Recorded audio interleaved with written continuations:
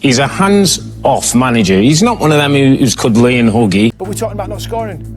Ollie Watkins hasn't scored for long enough and he gets two in midweek. Yeah. I think we get carried away in short moments in time in the Premier League. I think on the day they can beat anybody, and I think they'll give Arsenal a really tough game, but I don't think they've got the strength and depth. They haven't got as big a squad as Emery would like. All season, Aston Villa have been treated like a joke with good highlights. Fun to watch. Too chaotic. Nowhere near serious contenders. And yet this is how people are talking about them now. Masterclass by Unai Emery and Aston Villa. 7 wins in a row, 3 points from Premier League table leaders Arsenal. A few months ago that sentence would have sounded ridiculous. Winless in the league, goalless for weeks, bottom half of the table in September and out of the Carabao Cup early. Most pundits stopped there. They didn't want to hear about XG, chance creation or defensive structure. They just saw 0 wins and moved on. Then the results flipped. From late October into November, Villa quietly put together one of the best runs in the league, winning almost every game and climbing from the bottom pack to the top 4 race. But even with that run, the tone stayed the same. They're overperforming. Their attack doesn't convince. Wait until they face a real test. That real test was Arsenal at Villa Park. League leaders, only 1 league defeat, best defense in the country. Every prediction in the studio went one way. Arsenal win. What followed wasn't a smash and grab. Villa matched Arsenal physically, tactically, and mentally. They created big chances, pressed with intensity, and forced mistakes. Matty Cash scores first.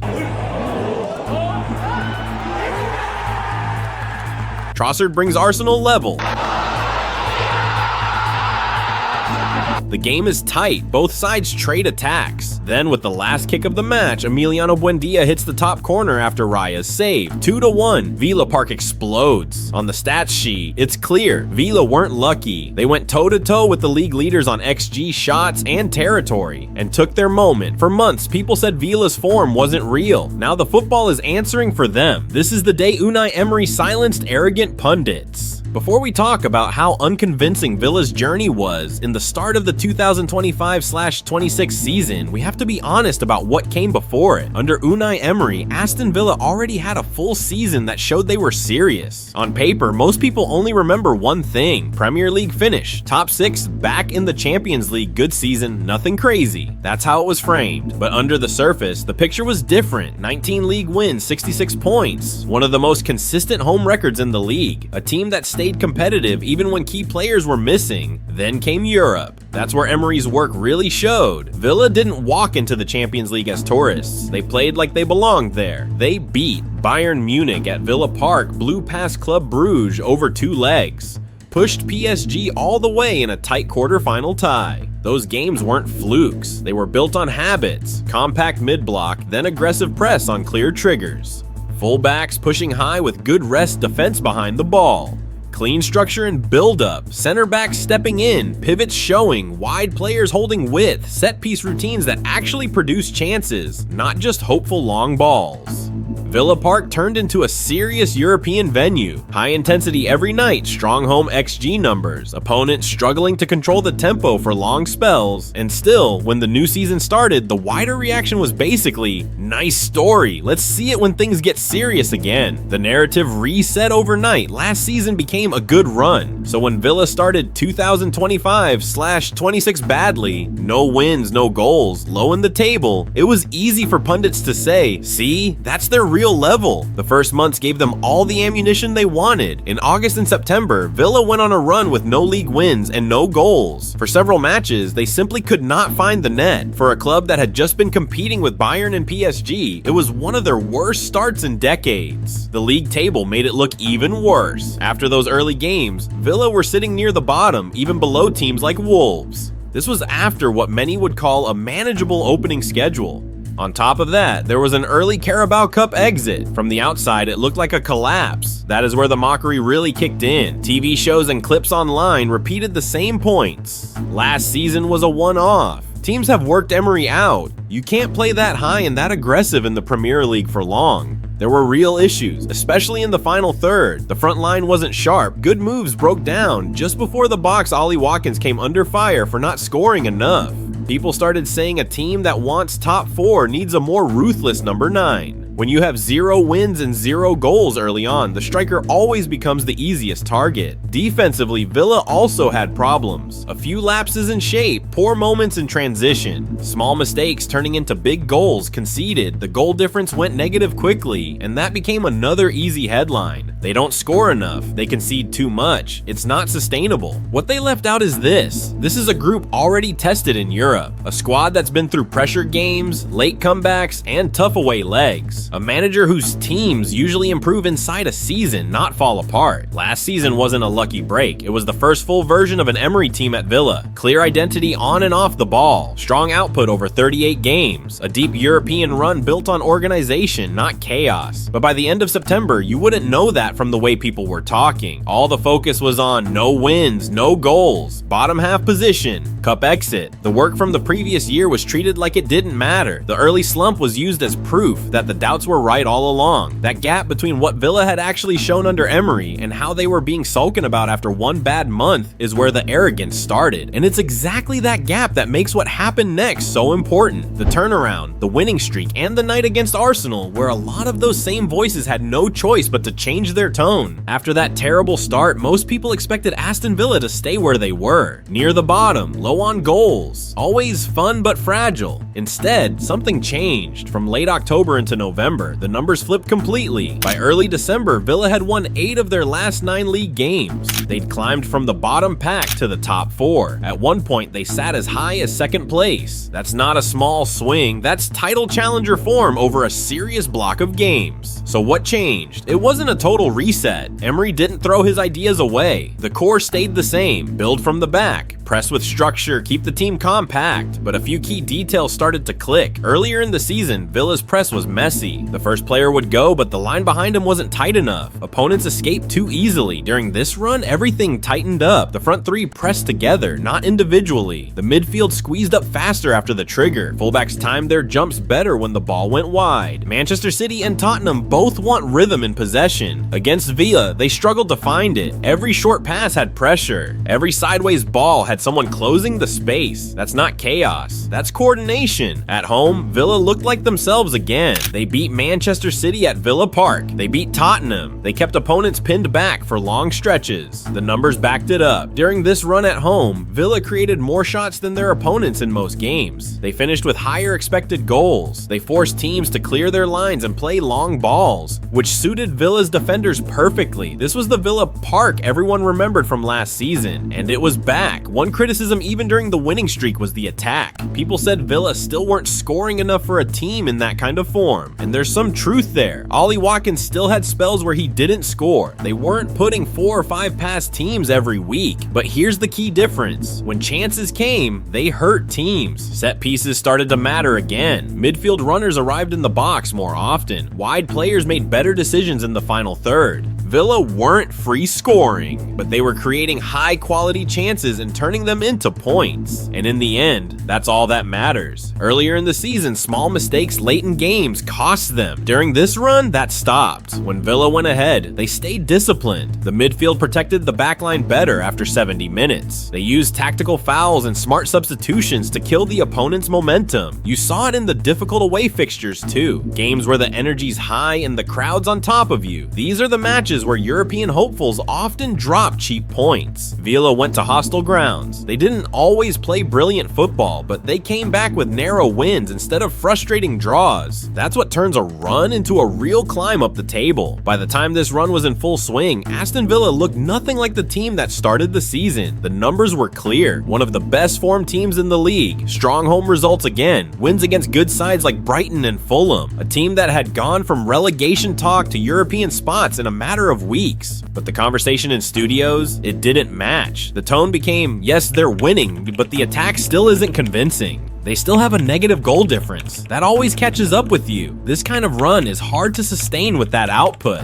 Those points weren't completely wrong. Villa did still have attacking questions. Watkins was under pressure to score more. Some games felt like they were one chance away from dropping points. The goal difference was still a concern because the early damage hadn't been fully repaired. But the problem was how it was framed. Instead of saying, this is a serious side with a few clear issues to solve, most pundits leaned back into the old narrative. Villa are crazy. They're fun. It won't last. In simple terms, Villa had turned their season around with consistent, repeatable football, not wild chaos. They still had flaws, especially in the final third and in certain defensive moments, but they weren't a joke. The problem? For many people, the early nightmare start was easier to remember than the quiet climb that followed. They held on to that picture of Villa as unpredictable and unreliable. And that's why the next game mattered so much, because when you're on a run like that and people are still calling it unsustainable, there's only one kind of fixture that really changes minds: a top of the table test against the team everyone calls the best in the league. That team was Arsenal. That game was at Villa Park, and that's where the story of Unai Emery and the doubters really comes to a head. Arsenal at Villa Park, league leaders, only one league defeat all season, best defensive record in the country. All week the build-up sounded the same. Villa have done well, but this is different. You don't expose Arsenal's back line with half chances. This will show us their real level.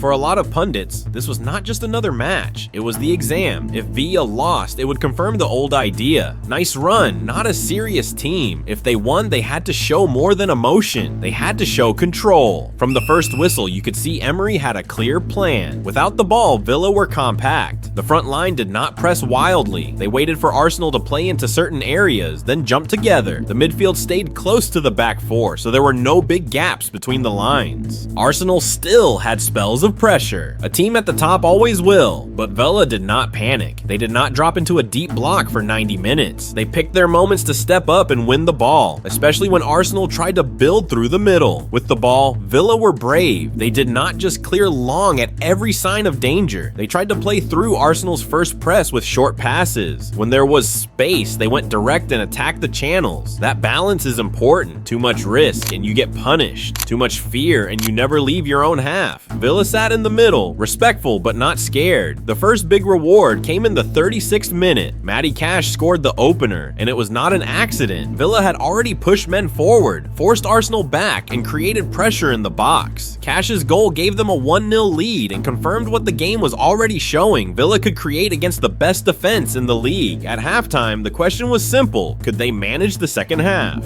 Arsenal answered early with Leandro Trossard's equalizer. He came on at the break and scored 7 minutes later. At 1-1, this is usually the point where the bigger side takes control and the home team fades. But that did not happen. Instead, the game stayed even. The numbers back that up. Total shots: 15 for Villa, 15 for Arsenal. XG around 2.27 for Villa and 1.84 for Arsenal. Villa had more touches in the opposition box, 43 versus 32. These are not the stats of a team hanging on. They are the stats of a team competing on equal terms with the league leaders. Arsenal did have more shots on target. Villa's chances were fewer, but when they came, they were big. You could see that in moments where they broke Arsenal's shape and got bodies into the box quickly. When Villa attacked with speed, Arsenal looked uncomfortable. Defensively, Villa's numbers were honest too. Tackles won, 10 versus Arsenal's 11 clearances, 24 versus 24 blocks. Almost identical. It was a fight, but not a one-sided one. Physically, the game was demanding. Arsenal covered more distance overall, but Villa matched them in duels, sprints, and effort. There was no sign here of a team that can't live with top-level intensity. As the clock moved past 85 minutes, the feeling in the stadium changed. A draw against this Arsenal side, given where Villa had been in September, would still be a strong result, but Emery's team did not shut the game down. They still pushed when the chance was there. Then came the final sequence. Yuri Tielemans got the shot away. David Raya made a brilliant save to keep it out. For a split second, it looked like one of those moments that ends up in a what-if compilation for the home team.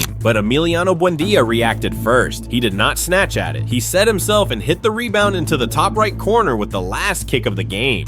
2-1. Full time. Villa Park exploded. Emotionally, it was chaos. Analytically, it was very simple. Villa created enough to score twice. They limited Arsenal's chance quality enough to stay in the game. They won a match where XG, shots, and territory all showed balance. This was not a smash and grab. It was not one shot, one goal, and 90 minutes of defending the box. It was a complete performance against the team everyone calls the most complete side in the league. For months, people had been saying, let's see this Villa team against a proper test. Let's see them against a serious contender. Well, this was the test. Arsenal came in as favorites. They left with their second league defeat of the season, and for the first time, it was very hard for anyone who watched the game properly to say Villa did not deserve it. This is the night where the story started changing, not because of one late goal, but because the performance behind that goal finally forced people to look past the lazy labels. From here, the conversation could no longer just be about crazy Villa or unsustainable form. It had to include what actually happened on the pitch. A team that started the season with no wins and no goals had just gone toe-to-toe with the league leaders and beaten them in a game the numbers, the eye test, and the result all agreed on. Beating Arsenal wasn't just about one night. It was the moment where two completely different pictures finally met. On one side, you have the nightmare start. No wins, no goals, bottom of the table, early cup exit. On the other side, you have what came after, 8 wins in 9 games.